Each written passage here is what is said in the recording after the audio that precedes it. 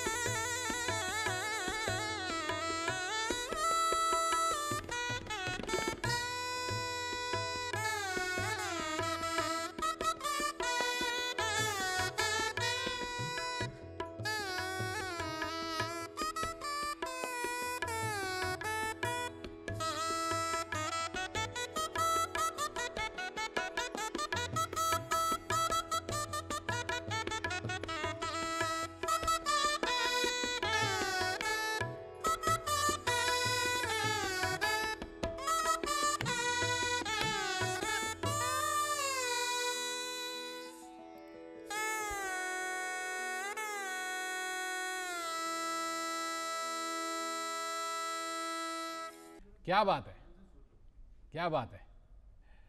नमस्कार रसिको. जाई काजळ प्रस्तुत मैत्र हे ताल सुरांचे या कार्यक्रमामध्ये मी विघ्नेश जोशी तुम्हा सगळ्यांचं मनापासून स्वागत करतो. आज आपण गप्पा मारणार आहोत सुंदरी वादक पंडित भीमण्णा जाधव यांच्याशी. भीमण्णा दादा नमस्कार. तुमचं आणि तुमच्या साथीदारांचं अगदी मनापासून स्वागत. धन्यवाद. दादा, आपण म्हणजे तुमच्या घराण्याविषयी तुमच्या वादनाविषयी सविस्तर बोलणारच आहोत. अच्छा. पण मला उत्सुकता आहे ती या वाद्याबद्दल. म्हणजे हे वाद्य सहसा कुठे दिसत नाही. म्हणजे तर हे या वाद्याची निर्मिती किंवा या वाद्याची रचना कशी आहे याविषयी आधी थोडंसं सांगा ना. अच्छा. ह्याला जिव्हाळ असं संबोधलं जातेलं आहे. बर. जिव्हाळ म्हणजे जिभेच्या आकाराचं असल्यामुळे ह्याला जिव्हाळ असं संबोधलेलं आहे. ही अल्पी जेणेकरून आपलं वाजवताना ओठ जास्त प्रेशरमुळं उडू शकतो. हां. उडल्यामुळं हवा जातो. हवा जाऊ नये म्हणून हा हलपीचा वापर केला जातो. अच्छा. ही आहे नळी, पंचधातूची नळी आहे ही. अच्छा. हां, ही नळी. आणि हे वाद्य शिसमचा लाकूड आहे. बर. हे संपूर्ण मिळून सुंदरी म्हणून हे संबोधलं जातं. अच्छा. मला या अनुषंगाने एक प्रश्न विचारायचा आहे. आता अच्छा. तुम्ही ते शिसमचं लाकूड आहे असं म्हणालात. हो. कधी कधी आपण बघतो की कुठल्या तरी मेटलचा असतो, म्हणजे हा पार्ट तो या वाद्यात नसतो का? नाही, मेटलचा नाही आहे. मेटलचा म्हणलं तर इंग्लिश वाद्य होत होतो. हां हां. हां. म्हणजे कधी कधी बासरी आपण म्हणतो ना, ती मेटल असतं त्यामध्ये कधी कधी. म्हणजे मला माहिती नाही त्या नाही, वाद्याला काय भारतीय वेगळं वाद्य म्हणतात जे ते. बांबूच्या झाडापासून बनवलं जातं. हां. तर हे लाकडापासूनच बनवलं हो, जातं. लाकडापासून बनवलेलं आहे. अच्छा. आणि ते पंचधातूचं त्याच्या मागे काही कारण आहे पंचधातूचं असण्यामागे? कारण का ह्याचं जे फुंक आहे, हां. फुंकीच्या माध्यमातून हे स्वर निर्माण होतात. अच्छा. आणि ते स्वर चांगलं यावं म्हणून आमच्या वडिलोपार्जित हेच धातू वापरण्यात आलेला आहे. म्हणून आम्ही तोच धातू वापरतो. त्याविषयी मी विचारणारच आहे. अच्छा. पण म्हणजे सूर कसा, की जसं आपण आम्हाला हे वाद्य बघितल्यावर ना सनईच डोळ्यासमोर येते की हे सनई सारखं काहीतरी वाद्य आहे. पण सनईपेक्षा थोडंसं वेगळं आहे. तर स्वरनिर्मिती जशी सनईत केली जाते तशीच यामध्येही केली जाते. हो ना. आणि शयनाईमध्ये निषाद वरच्या बाजूला लावला जातो. हां. आणि या सुंदरी वाद्याला निषाद पाठीमागच्या बाजूला लावला जातो. आणि तो पाठीमागच्या बाजूला अंगठ्याचा वापर केला जातो. बर. दादा, या वाद्यातून स्वरनिर्मिती कशी होते अच्छा. हे जर थोडंसं दाखवलं तर बरं होईल.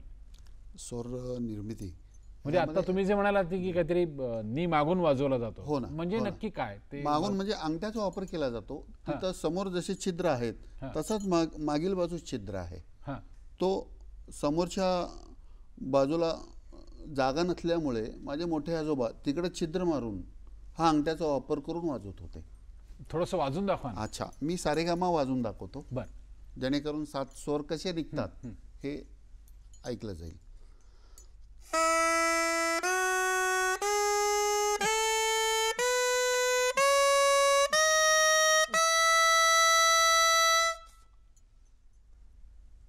अच्छा. म्हणजे नी वाजवताना तुम्ही अंगठा तो काढावा लागतो. काढावा लागतो. हो, हो, अच्छा. हो. तुम्ही आता उल्लेख केलात की मोठ्या आजोबांनी ते छिद्र मागे ठेवलं. हो, मला वाटतं या वाद्याची निर्मिती सुद्धा म्हणजे जगात हे वाद्य जर का पहिल्यांदी कोणी आणलं असेल तर त्याचं श्रेय तुमच्या आजोबांकडे जातं. असं काय घडलं होतं की त्यांना या वाद्याची निर्मिती करावीशी वाटली? वाद्याची निर्मिती म्हणण्यापेक्षा एक देवाची देणगीच मिळाली आमच्या जाधव कुटुंबियांना त्या काळामध्ये, की आमचं जाधव घराणं हे सनई वाद्याचं कार्य करत होतं. सनई वाद्य कार्य करत असताना लग्न समारंभामध्ये त्या काळी वादन व्हायचं. लग्न काय दररोज असायचे नसायचे. त्यामुळं त्यांनी आमच्या सोलापूरमध्ये गिरणी कामगार म्हणून प्रसिद्ध होती त्या काळी. तेव्हा असताना माझी मोठी आजी टोपल्या विणण्याचं कार्य करत होते. मग ते टोपल्या विणण्याचं कार्य झाल्यावर माझे मोठे आजोबा त्या गिरणीमध्ये हे टोपले घेऊन जाऊन विक्री करायचे. विक्री करताना ते विक्री करून त्या स्टॉलला जाऊन ते टोपले ठेवायचे. मग ज्यांना लागेल ते घेतील, ज्यांना न लागतील ते घरी घेऊन जा म्हणणं. बर. मग तेव्हा 5 टोपले राहिले आणि त्याच्यामध्ये चुकून दोरा गुंडाळाचा बॉबिन, तो बॉबिन त्या टोपल्यामध्ये पडला. बर. मग ते 5 टोपले गेले नाही. ते गोळा करून त्यांनी आपल्या आपल्या सानिध्यात घेऊन घरी आले. घरी आल्यावर दुसऱ्या तिसऱ्या दिवशी लग्न सोहळ्याचा कार्यक्रम होता. त्या कार्यक्रमानिमित्त ते जायचं ठरलं. मग ते रीड बांधत होते. मग त्या टोपल्यामधून आमचे आत्या, मोठी आत्या, हे लाकूड घेऊन बॉबिन ते खेळत होते. मग आमचे आजोबा रीड बांधत होते. असं रीड बांधताना ही स्टाईल अशी असते, कारण का ही रीड कापताना असं बघून कापावं लागतं. मग ते ब्लेड घेऊन असं नजर समोर गेली. समोर गेल्यावर तिथं बॉबिन खेळत होते. म्हटलं की हे सनीसारखंच बॉबिन दिसायला आहे, काय करावं काय नाही. ते लगेच घेतले ते वाद्याला. अच्छा. घेऊन की पाहिले, निरीक्षण केले त्यावेळी. मग त्यांनी षड्ज आणि पंचम आणि षड्ज या शहनाईच्या माध्यमातून त्यांच्या सेंटीमीटरच्या तेव्हा काय अंदाजा सगळा खेळ होता. मग त्यानुसार त्यांनी 3 होल मारले. ते सनाईची नळी, पावी, जिवाळ, हलपी ह्या तिन्ही गोष्टी त्याला जुळवून या 2 छिद्र बंद केले. बंद करून फक्त हा छिद्र ओपन करून फुकला तर षड्ज हा स्वर त्याच्यामध्ये येत होता. मग ते केले की मग हा एक उघडावा. मग इथं डायरेक्ट पंचम मिळाला त्यांना. हा एक फुकले, वरचा षड्ज मिळाला. म्हणलं की हे तर वाद्य आहे, म्हणले छोटी शहनाई आहे म्हणले. मग पंचम मिळाल्यामुळे रिषभ गांधार मिळाला. दैवत इथं जागा मिळेना, दैवतच्या नंतर इथं जागा मिळेना. निषाद मिळणं अवघड होऊ लागलं, जागा मिळे नाही. ते मग काय करावं. मग ते म्हणाले की षड्ज आणि दैवत याच्या मागील बाजूस एक छिद्र मारावं, जेणेकरून 7 स्वर मिळतील. छिद्र झाले 8, मिळणार आहेत 7. कारण का वरचा षड्ज आणि खालचा षड्ज हे वेगवेगळे छिद्र असल्यामुळे 8 छिद्र झाले. अच्छा. मग हे वाजू लागले त्याने. तर हा वाद्य वाजू लागला. ते म्हणजे ॲक्च्युली स्वर निर्मिती कशी होते ते जरा वाजवून दाखवा ना. अच्छा.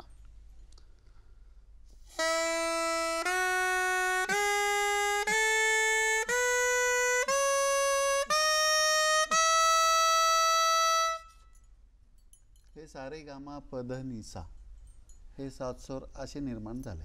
मैत्र से हे ताल सुरांचे. दादा, आता तुम्ही उल्लेख केलात की तुमच्या दादा आजोबांनी या वाद्याची निर्मिती केली. हो. मला सांगा, सुंदरी हे नाव त्यानेच दिलं, दादा आजोबांनी? नाही. मग ते सुंदरी वाद्य निर्माण झाल्यावर तेव्हा लोकांसमोर वादन करू लागले तर हे बॉबिन असं संबोधू लागले. अच्छा. मग आमच्या सोलापूर जिल्ह्यामध्ये अक्कलकोट राजे संस्थान होतं पूर्वीच्या काळामध्ये. मग त्या काळामध्ये वादनकार जेवढे आहेत सर्वांना आमंत्रित केले. तिथे आमंत्रित केल्यावर सर्व कलाकार मंडळी एकत्र येऊन वादन करायचं ठरवलं. त्यामध्ये शहनाई वादन मंगलवाद्य असल्यामुळे आतल्या बाजूस यांना आमंत्रण देण्यात आलं होतं. त्या दरबारी हॉलमध्ये विको होता. विको असल्यामुळे ताडाची शहनाई इथं वाजवलं की अर्धा किलोमीटर त्याचा आवाज जात होता. ते फतेसिंह महाराज म्हणून होते तेव्हा. अच्छा. फतेसिंह महाराजांनी म्हणाले की आवाज थोडा कमी करा. मग कमी करण्यासाठी एक प्रकार आहे ह्या वाद्यामध्ये. हा जो जिवाळ आहे होटामध्ये दाबून वाजवायचं, त्याचा जरा आवाज साऊंड कमी होतो. थोडंसं वाजवून दाखवा ना.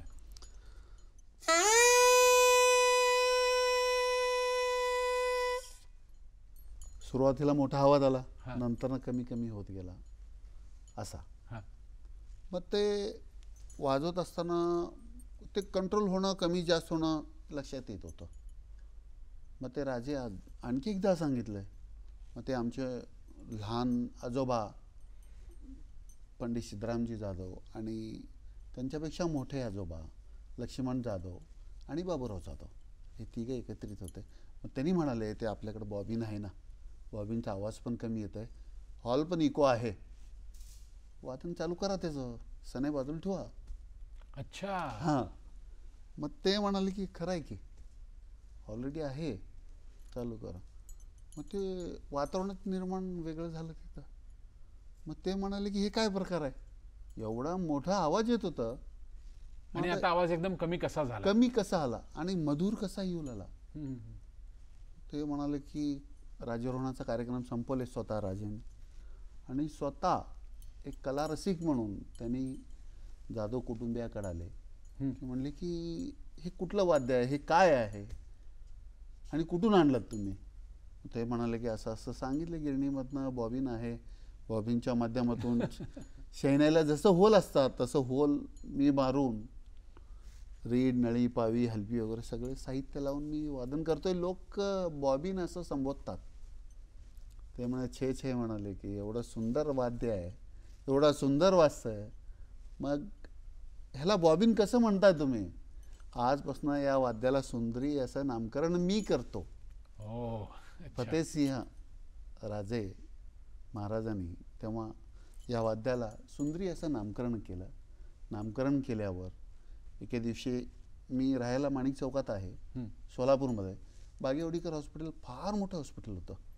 त्यावेळी गान हिरा बाई बडोदेकर मॅमजी तिथं गायनाचा कार्यक्रम होता. त्यावेळी ह्यांनी सुंदरी घेऊन बसले होते. मग तेव्हा बाहेरच्या बाजूस ते दगडी कट्टा आणखीसुद्धा आहे तिथे, आणखीसुद्धा त्या कट्ट्यावर ह्यांना एक पाल टाकून आपले डुगी, ढोल, ताशा हे वाद्य वादन करत.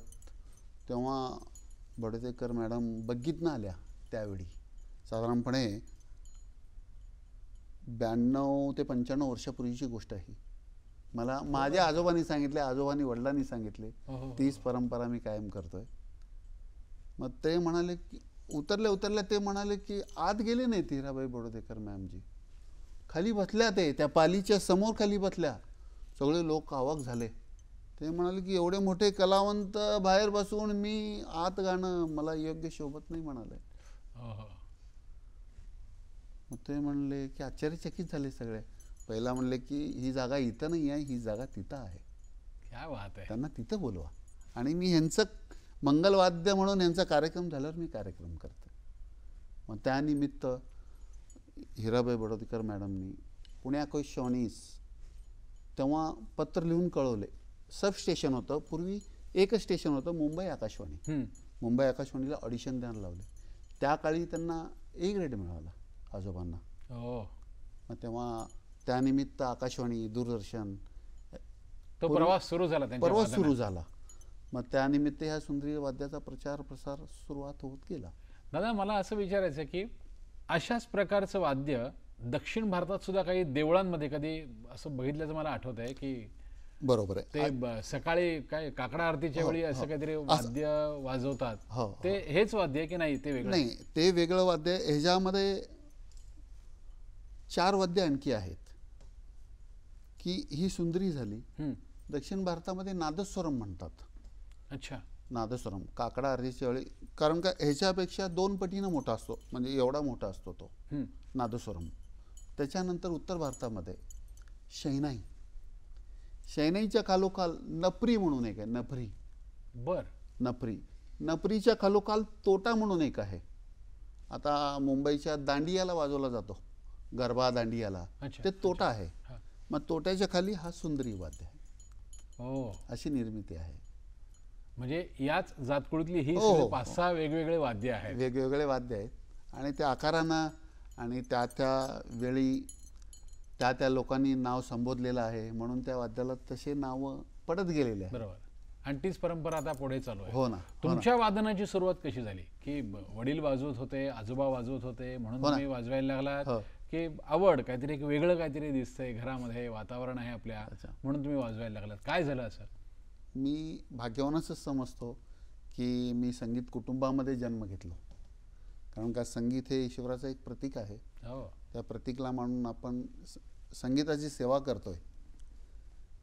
आपल्याला सांगायचं म्हणजे की माझे बाबा, मोठे आजोबा रीड बांधत होते. रीड बांधताना एका वेळी 4 रीड बांधतात. 3 वेस्टेज जातात. 3 वेस्टेज म्हणजे लहान मुलांना फुंकण्यासाठी ते पिंपळाचं पान आपण बघा, आता एक उदाहरण दाखवतो. हे खराब रीड समजा, असं एक मजानं आम्ही याचा आनंद घ्यायचो. बघा, इकडनं जायचं, पळत जायचं, फुकायचं कानात कोणाच्या, तर मग इकडनं जायचं, कोणाच्या कानात फुकायचं, असे एन्जॉय करत होतो. मग ते वाजवत असताना आम्ही ऐकत ऐकत झोपी जायचो. बर. हां. मग बाबांनी एक दिवस म्हणाले की सुंदरी वाजवणारच का रे तो, हं. वाजवणार. त्यावेळी तुमचं वय किती होतं? माझं वय 6 होतं. इतक्या लहान वयात तुम्ही वाजवायला सुरुवात डायरेक्ट केली तेव्हा सुंदरी. हो. त्याच्या अगोदर 4थ्या वर्षी मी हार्मोनियम वाजवत होतो, गात होतो.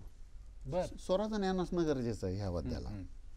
कारण का आपण जे फुकतो, कुठला स्वर लागतो हे आपल्याला समजणं गरजेचं आहे. त्याकरिता स्वराचं मग तेव्हापासून तुमच्या वादनाला सुरुवात झाली. वादनाला सुरुवात झाली. सुरुवातीला वडिलांनी किंवा म्हणजे आजोबाने हो.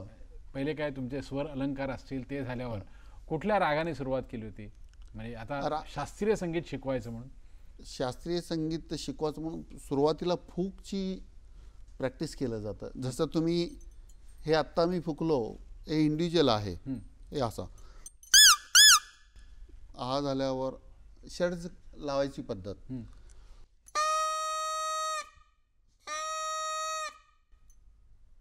त्याच्यानंतर हा फूक कुठपर्यंत आहे याचा. मग त्यानंतर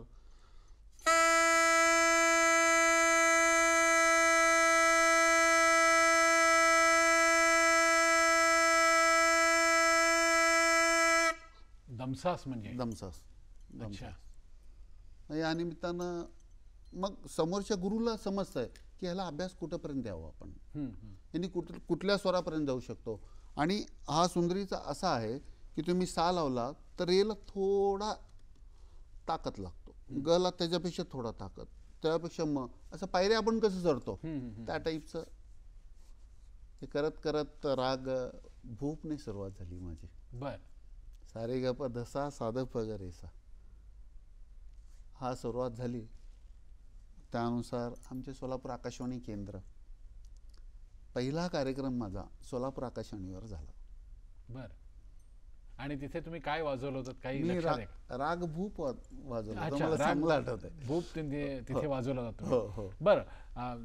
जेव्हा आपण गुरुकडून शिकत असतो, अच्छा. म्हणजे आता तुम्ही वडिलांकडून सुद्धा शिकलात आणि आजोबांकडून शिकलात, तर जेव्हा शिकत असतो तेव्हा त्यांच्या एखाद्या रचनेचा किंवा त्यांच्या वादनाचा आपल्यावर कळत नकळत परिणाम होत असतो. हो ना, हो ना. तर असा कुठला राग आहे का की जो वडिलांचा किंवा तुमच्या मोठ्या आजोबांचा तो ऐकला आणि आपल्याला हा राग यांच्यासारखा वाजवता आला पाहिजे, असा कुठला राग आहे का किंवा अशी कुठली धून आहे का? राग म्हणण्यापेक्षा धून त्यांची फार पेटेंट होती माझ्या मोठ्या आजोबांची. अच्छा. ते मी धून तुम्हाला वादन करून अगदी आवर्जून आवडेल. ओके.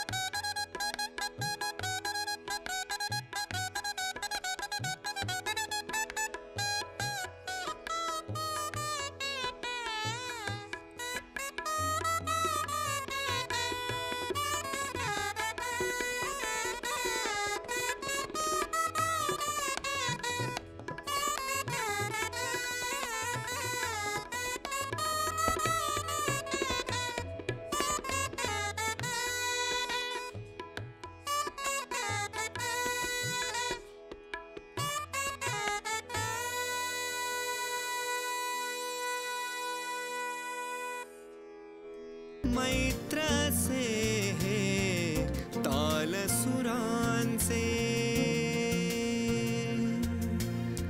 दादा, तुम्ही आता म्हणालात की तुम्ही तुमच्या 6व्या वर्षापासून हे वाद्य शिकताय. त्या अनुषंगाने मला जरा आमच्या या छोट्या दोस्ताशी बोलायचं आहे. वा. मित्रा, तुझं नाव सांग बघू एकदा पूर्ण. व्यंकटेश कुमार भीमण्णा जाधव. आणि तू केव्हापासून शिकायला सुरुवात केलीस बाबांकडे? 6 वर्षापासून. तू पण 6व्या वर्षीच सुरुवात केलीस. हो. तू शाळेत जातोस का? हो. कुठल्या शाळेत जातोस? दमाणी विद्या मंदिर. सोलापूरला. हो.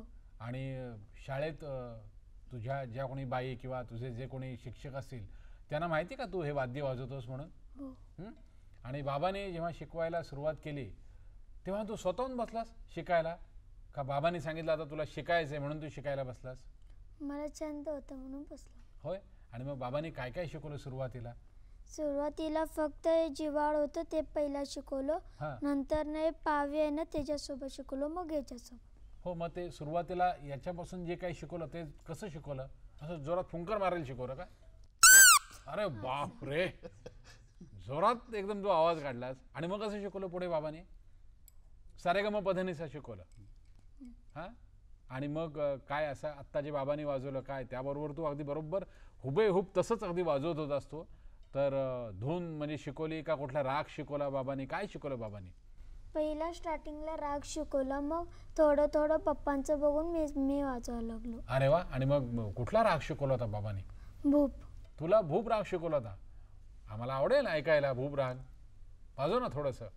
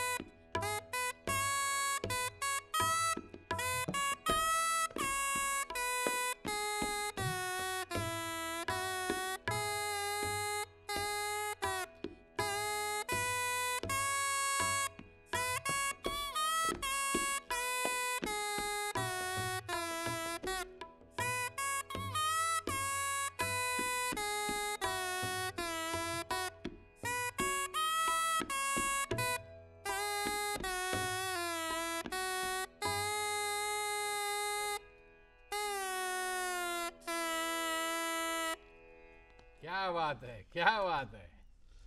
अरे तू इतका लहान आहेस आणि इतकं छान वाजवतोयस. तू भरपूर प्रॅक्टिस कर. आम्हाला ऐकायचं आहे तुझ्याकडून असे वेगवेगळे राग, वेगवेगळी काय धून बाबा जी काय शिकवतील ती असे खूप प्रॅक्टिस करतो. तुला ऑल द बेस्ट. दादा, मला असं विचारायचं, आत्ता मी याचं वादन बघत होतो आणि मगाशी पण तुम्ही म्हणजे जेव्हा सांगत होतात तेव्हा तुम्ही असं म्हणालात की सा वाजवताना ताकद, मग रे वाजवताना ताकद, ग वाजवताना ताकद, म्हणजे ती ताकद तुम्हाला वाढवावी लागते असं तुम्ही म्हणालात. आणि याचं जेव्हा वादन चालू होतं तेव्हा मुद्दामून मी बघत होतो की फुंकर मारताना तर या म्हणजे एकंदरीतच श्वासाचे काही व्यायाम करावे लागतात? हे अजिबात नाही.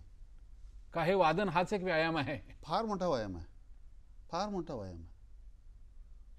म्हणजे यासाठी वेगळा काही म्हणजे प्राणायाम आपण करतो ना योगासनं करताना? आता मी आमच्या कोरोना काळामध्ये आमच्या मित्राच्या आईवडिलांना स्वतः मी डबा घेऊन जाऊन दिलेला आहे आणि दररोज मी 2 तास प्रॅक्टिस करत होतो की मला ह्या फुंकीच्या व्यायामामुळं मला कधीच जाणवलेलं नाही आहे ताप आला, खोकला आला, असं कधी जाणवलेलं नाही.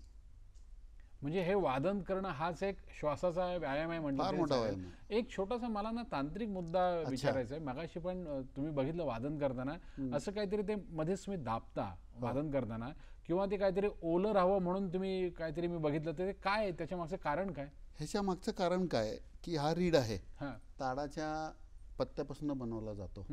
हा ओलसर असल्यामुळे झाकला जातो. मग हे खालच्या बाजूला आम्ही असं दाबतो, दाबल्यामुळे तोंड उघडलं जातं. तोंड उघडल्यामुळं जो आम्ही फुंकर मारतो तो हवा डायरेक्टली कनेक्ट होतो. अच्छा. म्हणजे थोडक्यात ही ते बंद होणे ही त्या वाद्याची मर्यादा झाली. त्या अनुषंगाने मला विचारायचं की तुम्हाला असं म्हणजे आता मला माहिती नाही या वाद्यात काही मर्यादा वगैरे असतात का वगैरे, परंतु असं कधी वाटतं का की जर का तो नीचा जो मुद्दा तुम्ही सांगितलात की तो नीच भोग मागे आहे, ते जर का वरती असतं तर वादन अधिक सुलभ झालं असतं, असे काही या वाद्यामध्ये मर्यादा आहे असं तुम्हाला वाटतं? पूर्वी कसं होता 9 इंच होता. हां मी एक संशोधन करू लागलो आहे आता सध्या. पूर्वी 9 इंच सुंदरी होता, आता ही 14 इंच सुंदरी आहे. पूर्वी 8 छिद्र होते, आता 9 छिद्र आहेत त्याला. आता हा सगळं संपलेलं आहे. हा नी लागतो. अजून जरा हळू फुकलं की शुद्ध दैवत कोमल दैवत दोन्ही लागतो, पंचम लागत नाही आहे. अच्छा. पंचम लावण्यासाठी इथं एक असा मोल्डिंग पाईप लावून ह्या करंगळीचा वापर करून पंचमचा मी अभ्यास करणार आहे त्याला. पण मग त्यामुळे असं होतं का की या वाद्यावर विशिष्टच राग तुम्हाला वाजवता येतात? तसं काही नाही आहे. तसं काही नाही आहे. जसं आहे मद्र सप्तकामध्ये आम्ही पंचम लावू शकत नाही, सांगण्याचा दृष्टिकोन. बरं बरं बरं. सर्व राग, सर्व कजरी, सर्व धून, सर्व काही वाजवता येतं.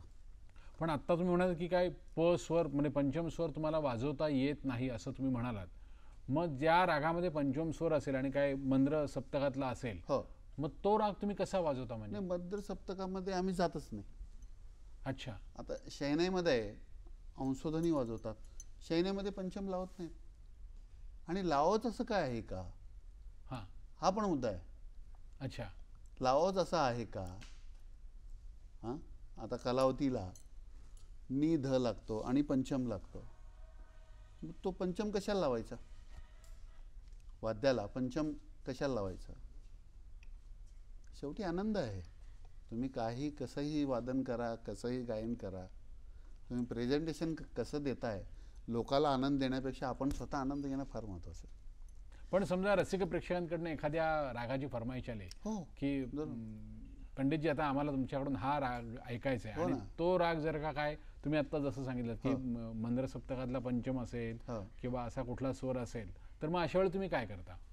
आम्ही मध्यमला षड्ज करतो. अच्छा. आता हा षड्ज रेग्युलर षड्ज आहे, ह्याला आम्ही षड्ज करतो. षड्ज करून मग सा इथं झाला, नी ध प, पंचम मिळाला आम्हाला. हा मध्यम टू वरच्या मध्यम असा एक स्केल बनवून आम्ही वादन करतो.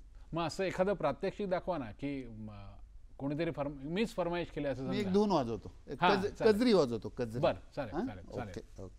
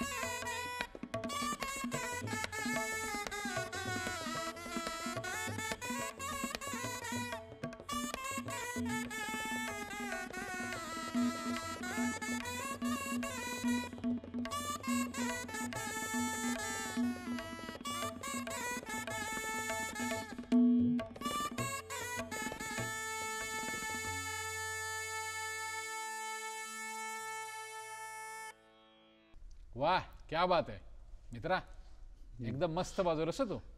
मैत्र से हे ताल सुरांचे. दादा मला असं सांगा, तुम्ही तुमच्या आजोबांच्या नावाने सोलापूरमध्ये एक सांस्कृतिक कलामंच सुरू केलेला आहे, तर त्याविषयी जाणून घ्यायला आवडेल. आणि तुम्ही पुढच्या पिढीसाठी, म्हणजे आता व्यंकटेश कुमार तुमच्याबरोबर साथीला असतोच, तर असे किती विद्यार्थी आता सध्या सोलापूरमध्ये शिकतायत आणि फक्त सोलापूर पुरतंच मर्यादित आहे हे सगळं, की सोलापूरच्या बाहेरचेही काही विद्यार्थी येत आहेत तुमच्याकडे शिकायला? छान. 10 मार्च 1999ला माझे मोठे बंधू गुरुनाथजी जाधव आणि सुंदरी सम्राट कै सिद्धराम जाधव सांस्कृतिक कला मंडळ या संस्थेची स्थापना केली. अच्छा. स्थापनेच्या माध्यमातून गायन, वादन, नृत्य देशभरातील कलावंत एकत्रित आणून संगीताचं वातावरण निर्माण करणं, सोलापूरमध्ये हे कार्य चालू आहे. त्याच्या पाठोपाठ सुंदरी वादनाचं प्रशिक्षण देण्याचं कार्य चालू आहे. त्याला बिजापूर, गुलबर्गा, सिंदगी, हुबळी, धारवाड, सोलापूर, उमरगा आणि कुर्डवाडी, बार्शी अशा विविध क्षेत्रामधून आणि विविध शहरामधून शिकायला विद्यार्थी येतात तुमच्याकडे. अच्छा. एक छोटासा प्रश्न या अनुषंगाने मला असा विचारायचा आहे. अच्छा. की या वाद्याचा चित्रपट संगीतात कुठे वापर झालाय का, किंवा म्हणजे आता आपण म्हणतो नाही तरुण पिढीला आकर्षित करण्यासाठी म्हणून साधारण त्याचा कल कुठे आहे किंवा त्याचा एक इंटरेस्ट निर्माण व्हावा म्हणून सुरुवातीला काहीतरी सिनेमातली गाणी वाजून दाखवली की माणसाला अरे जरा मी पण याच्यावर वाजून बघतो, तर असा कुठे वापर झालाय का या वाद्याचा? आमचे मोठे चुलते, आमचे काका एक पिक्चरमध्ये वादन केलेले आहेत. हळद असली कुंकू असली ह्याच्यामध्ये वादन केलेलं आहे. या वाद्याच्या प्रचारासाठी आणि प्रसारासाठी एक छोटासा माहितीपट तुम्ही तयार करताय असं आम्हाला समजलं. रसिको, सुंदरी या वाद्याच्या प्रचारासाठी आणि प्रसारासाठी पंडित भीमण्णा जाधव यांनी जो माहितीपट केलेला आहे त्या माहितीपटातली एक छोटीशी झलक आपण आधी पाहूया.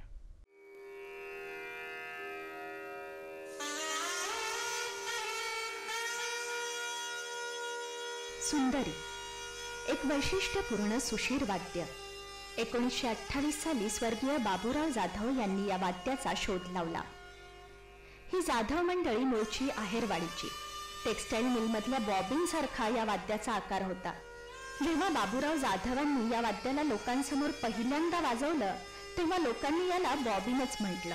27 फेब्रुवारी 1936 रोजी अक्कलकोटचे राजे फत्तेसिंह यांच्या समोर दरबारी हॉलमध्ये बाबूरावांचा कार्यक्रम झाला. राजे फत्तेसिंहांच्या तोंडून वाह, सुंदर सुंदर असे उत्स्फूर्त उद्गार बाहेर पडले आणि या वाद्याला नाव मिळाले सुंदरी. ही केवळ सुरुवात होती. पुढे बाबूरावांचे बंधू सिद्धराम जाधव यांनी या वाद्याला आणखी समृद्ध केले. 1951 सालातली एक घटना या सच्च्या कलावंत कुटुंबाची भाग्यरेखाच बदलून गेली. योगायोगाने सिद्धराम जाधव आणि गानवीरा हिराबाई बडोदेकरांची भेट झाली. त्यांनी सिद्धराम जाधवांना शास्त्रीय गायनाची परीक्षा देण्यासाठी मुंबईत येण्याचं निमंत्रण दिलं. त्यांनी ही परीक्षा A ग्रेडमध्ये उत्तीर्ण होऊन हिराबाई बडोदेकरांचा विश्वास सार्थ केला. 1954 साली पंडित जवाहरलाल नेहरू यांच्या हस्ते सिद्धराम जाधवांना भगवान शंकराची चांदीची मूर्ती देऊन सन्मानित करण्यात आलं. 1980 साली पंतप्रधान इंदिरा गांधींनी तुळजापूर येथे त्यांचं सुंदरी वादन ऐकलं आणि त्यांना सुंदरी सम्राट ही उपाधी बहाल केली. BBC लंडनसह मुंबई, दिल्ली, कोलकाता आकाशवाणी तसेच दूरदर्शनच्या माध्यमातून सुंदरीची लोकप्रियता वाढवली. स्वर्गीय बाबूराव जाधव यांनी या वाद्याची रुजवात केली तर सिद्धराम जाधवांनी याला मोठा अवकाश मिळवून दिलं. 1991 साली या सुंदरी सम्राटाच्या निधनानंतर त्यांचे चिरंजीव चिदानंद जाधव यांनी हा वसा पुढे चालवला, वाढवला. चिदानंद जाधवांनी स्वर्गीय सुंदरी सम्राट सिद्धराम जाधव संस्कृत कला मंडळ स्थापन करून या कलेला संस्थात्मक रूप दिलं. या संस्थेच्या माध्यमातून सुंदरी वाद्य तयार करणं, नव्या कलाकारांना प्रशिक्षण देणं सुरू झालं. अशी पिढी दर पिढी ही कला विस्तारत गेली. प्रत्येक पिढीने सुंदरीला अधिक सुंदर आणि संपन्न बनवलं. चिदानंद जाधवांचे चिरंजीव भीमण्णा जाधव यांनी तर या वाद्याला 7 समुद्रापार नेलं. सुंदरी सारख्या दुर्मिळ वाद्याला अशी समृद्ध आणि संपन्न परंपरा लाभली हे त्या वाद्याचं भाग्यच जणू. बाबूरावे रचिला पाया भीमण्णा झाला से कळस, असंच वर्णन या वाद्याच्या बाबतीत केलं पाहिजे. सूरमणी भीमण्णा जाधव, सुंदरी वादक भीमण्णा जाधव. खरं म्हणजे आपली एवढी ओळख पुरेशी असली तरी परिपूर्ण नाही. आपण एका दुर्मिळ वाद्याचे निष्ठावंत कलावंत आहात. एका महान परंपरेचे आपण पाईक आहात. सुंदरी या नावातच या वाद्याचं सौंदर्य लपलंय.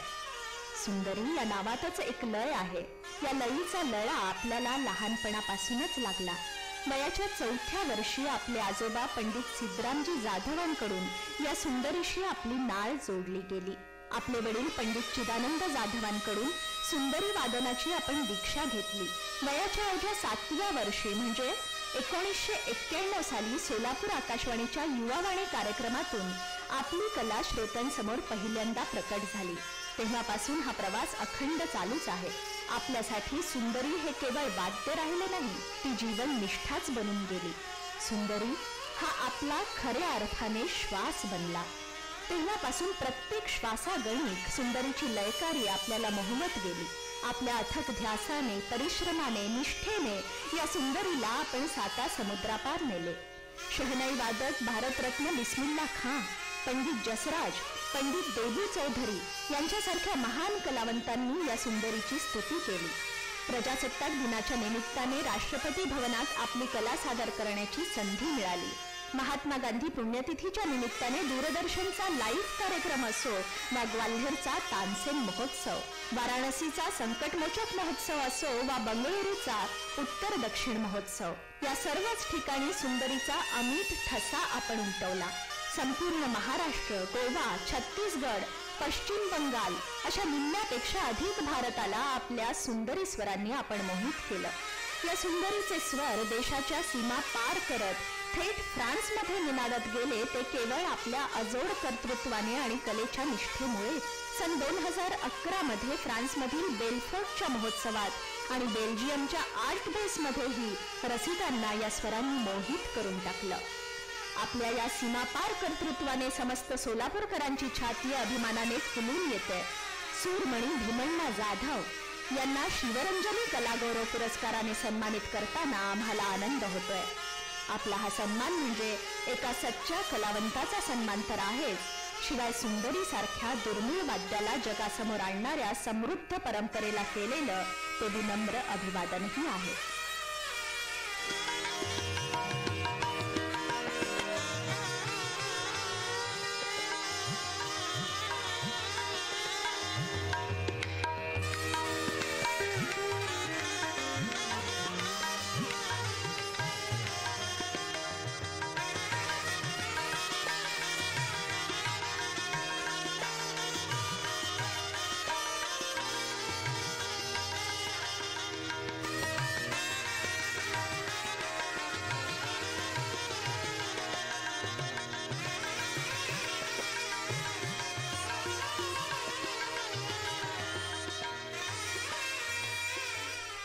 खूपच छान माहितीपट तुम्ही करताय. या निमित्ताने लोकांसमोर हे वाद्य येईल, त्याचा प्रचार होईल, प्रसार होईल. भीमण्णा दादा, तुमच्याकडे सांगण्यासारखं पुष्कळ काही आहे आणि या वाद्याविषयी जाणून घ्यायला सुद्धा आम्हाला आवडेल, पण माहितीपट बघून रसिक प्रेक्षकांना ते समजणारच आहे. तर आज आपल्या गप्पांची सांगता तुमच्या सुंदरी वादनाने व्हावी अशी इच्छा आहे.